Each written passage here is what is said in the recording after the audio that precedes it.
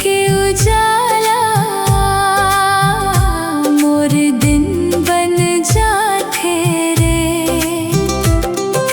गाँव के गली गली में तोर बात गूंजे रे।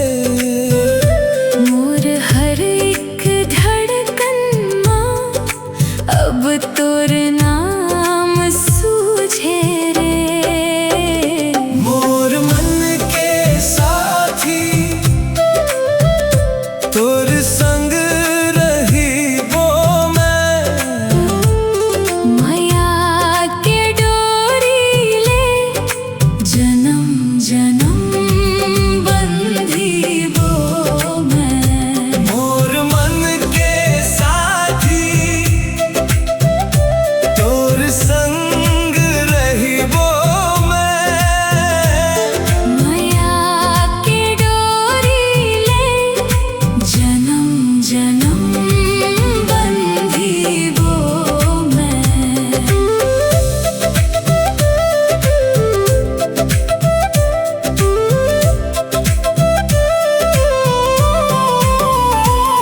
तोर बात में मिठास है जैसे गुड़ के स्वाद। तोर संग चलना मोला लागे सपमन के बाद।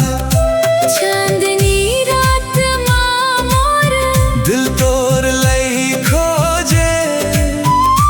तोर बिना एक पल मोला नहीं सुहाए मोरे। मोर मन के साथी तोर संग रही वो मैं।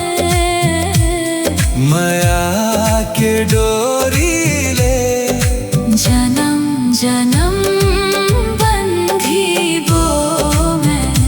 मोर मन के साथी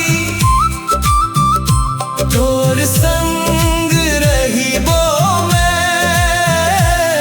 माया के डोरी ले जन्म जन्म बंधी वो मैं।